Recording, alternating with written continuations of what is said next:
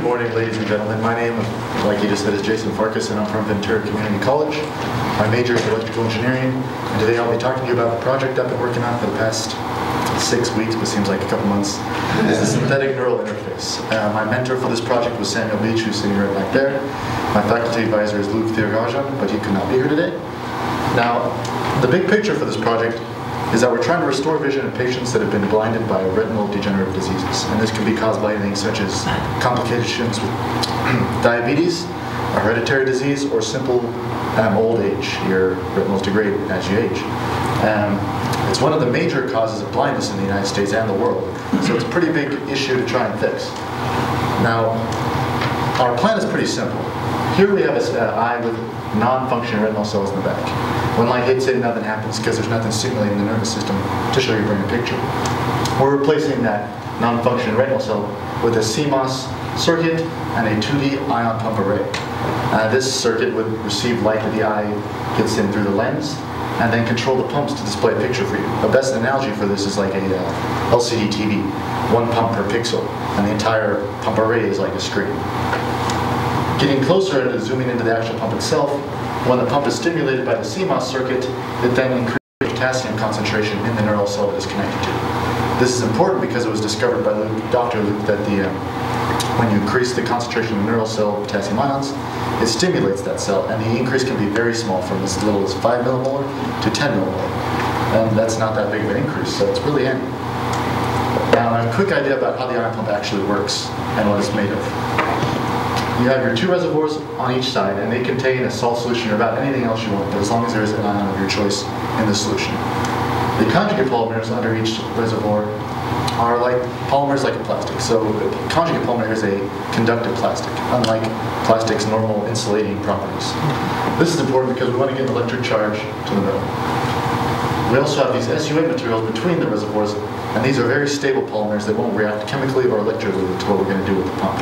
It's basically just to separate the reservoirs so they don't bleed into each other. And underneath it, in the middle, we have the intermediate region. That's where the magic happens. The polymer's job is to get the current to the intermediate region so it can create an electric field around itself, and it creates a force that will pull the ions from one side to the other. We have 2 types of intermediate regions. One that's electrically non-conductive, but ionically conductive. It'll allow any type of ion to pass through. And the second one is electrically conductive and ionically selective. So electricity can pass through it, but only one type of ion can pass through it as well, a potassium ion, and it's a 1-to-1. So 1 electron for 1 ion has to go through it. It can't accept 1 electron without an ion, it has to be both. For this project and for our testing phase, we're using the electrically non-conductive, but ionically non-selective, just to make sure the pump works before we worry about selectivity. Now, the pump operation itself is when it's off, there's no ion passage from one side to the other. That's good. If the pump passed ions when it was off, it wouldn't be much of a pump at all. When you apply a potential across it, you induce the electrical field in the middle, and that starts drawing the potassium ions from one reservoir to the middle. Eventually, that causes a flow from reservoir A to reservoir B. And if we had a neural cell hooked up to reservoir B, it would increase the potassium ion concentration in the extracellular region, thus stimulating the cell. Now, my research goals this summer were twofold. One was to fabricate and test a polymer, and one was to fabricate and test the pump. For the polymer itself, we were looking for 4 properties. The first property we were looking for was it had to be electrically conductive, as I've stated earlier. We don't want one where there's no electrons moving when we apply potential across it. The second property is we want it to be permissible to potassium ions. In other words, we want to be able to potassium ions to go into the polymer itself and come out the other side. If it doesn't do that, then we can't transport the ions from one reservoir to the other, and the pump fails. The second property is we want it to be insoluble in a salt solution. We had an earlier pump design where we had a polymer that conducted and allowed ions through, but it would delaminate after a while in salt solution, and eventually the pump would stop working because there's no longer a polymer on your electrode. If it starts breaking off like that, that's a bad thing. We want to remain nice and solid. And the fourth property is we wanted to have a reversible oxidation reduction cycle, which is for every oxidation reaction it goes through, we want it to go through a reduction reaction. On the left side, you'll see a preferred ideal graph, which I'll explain more about this later, but a quick overview of it.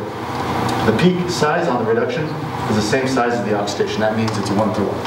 On the other side, we have one where it's a much higher peak for the reduction than it is for the oxidation. So eventually, all your material would reduce, and it would stop oxidizing. You wouldn't be able to use it as a pump anymore. Now, the pump, for testing the pump itself, it was pretty simple actually. I've almost already gone over it. When it's off, you don't want any ions to pass through it. If we turn it on, wrong button.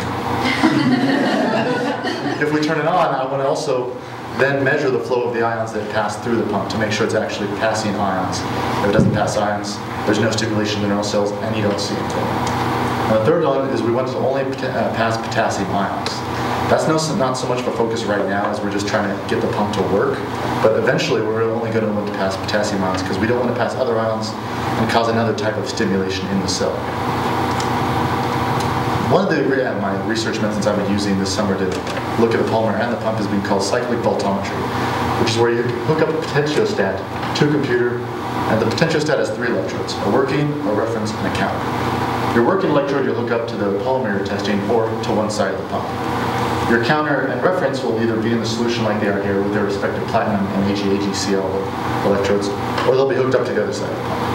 Now what this allows you to do is it allows you to set a minimum and maximum potential, and the computer will cycle through these potentials from one to the minimum to the maximum and back to the minimum, and a number of cycles however you want. And this will create a nice graph like this where you have current on the y-axis and potential on the x-axis. The current it's measuring is the current being measured through the working electrode, so the substance you're testing. Now this is a kind of a look at the ideal graph again, but then you get a graph that as you go forward, you get a reduction peak, it reaches its max voltage, and it goes back. And then since you've now gone below the potential, it starts reducing, it spontaneously oxidizes again. And it rinses and repeats. Ideally, we want a graph that, no matter how many cycles, it overlaps itself. If it starts degrading after a while, that's also bad. Now here's an example graph of a substance we tested called polyaniline. As you can see, we have a nice large oxidation peak for it, but a really small reduction peak. And this peak up here is actually due to the platinum electrode we've laid it out on, so this is not really anything we need to worry about. This is our target peak. And they only did this for the first run. After the first run, it was then just a purely resisted polymer and didn't actually oxidize or reduce anything. Now we tested 7 families of polymers, and we were trying to make them meet 3 goals. I said there were 4 goals. The 4th goal we didn't actually test yet, which is why it's no longer on this nice large spreadsheet type chart. But the 3 goals we were trying to meet, and only one of them has met all 3 of them so far, and that's a polymer we call P.PSS. There's a long name that goes with that, and if anyone wants to know it afterwards, I'll tell it to you.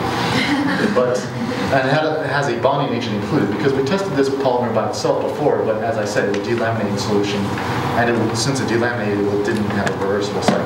But when we got to stick it at a reversible cycle, it would stick to the glass slide we spun on, and it was conductive.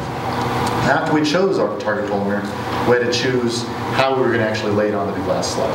And for this, we use our machine called a spinner. It's pretty simple. It's a column, and in the center you have a vacuum chuck. You stick things on the vacuum chuck, and it spins. So you place the glass slide down. We put our polymer solution on top of it. You spread it out with the pipettes. After it's spread out, you got all how you want it. You spin it on. When it's done spinning, you can set the times you want it to spin for, how fast it spins for, the acceleration of spinning. This is all to get an even coating on the glass electrode, so you have a nice, even sheet resistance across the entire thing. Once the spinner stops, you remove it and you place it in an oven or on a hot plate for your desired temperature for the desired amount of time. We tested 3 variations of the P-dot from the manufacturer. P.P, which they sold for anti-static coatings, a P.PH1000, which was supposed to be semiconductor grade conductivity, and a PH1000 with DMSO added, which the manufacturer stated would increase conductivity of the polymer itself.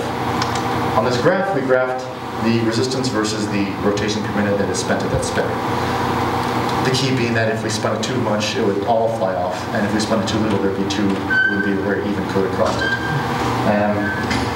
Down at the bottom, this green line right here was our best result, and that was with the pH 1000 at 100 degrees Celsius.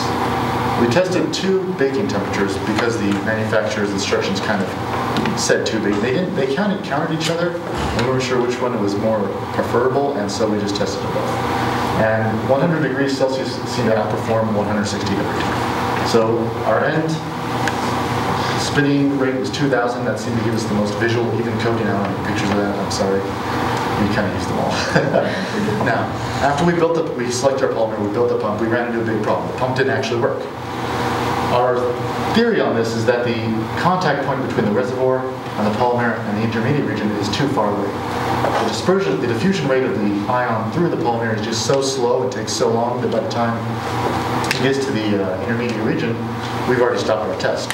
It would take hours or days, we're not sure. We wanted to respond very quickly. So our change to that was just simply make the reservoir bigger. Make it so there's very little space between your reservoir and the intermediate material. So that way it should be able to grab whatever ion gets into the polymer right about there and pull it across. And our near future goal is to eventually replace this intermediate region with a aluminum substance filled with nanopores. And inside these nanopores would be a selective material called an 18 crown peak. This would actually give us the ion selectivity we're looking for. Also, longer term future goals, and we want to make this on a nanoscale so we can actually stick this inside someone's eye.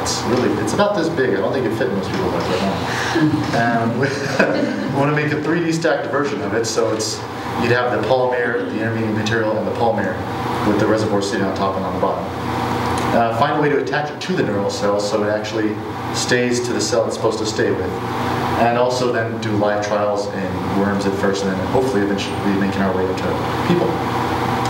I'd like to thank the NSF, the INSET, on all the staff like Dr. Jens and Dr. Nick and Maria and I forgot. I'm sorry, there's just so many of you. But it's been great to have this opportunity to come and do research this summer, and it's been pretty interesting and awesome. And Dr. Luke and Sam Beach, my mentor, for just giving me lots of guidance and their knowledge, and for generally being awesome people. This company called Herrera's, where we bought our material from, if they hadn't produced their coating guide, we'd still be at the polymer selection stage, unsure of why everything's doing it. And these 6 individuals, whose names are long and I'm not going to try and pronounce, were originally making the paper on ion pumps. We're basing a lot of our stuff off what they originally did several years ago. Any questions? Yes, sir.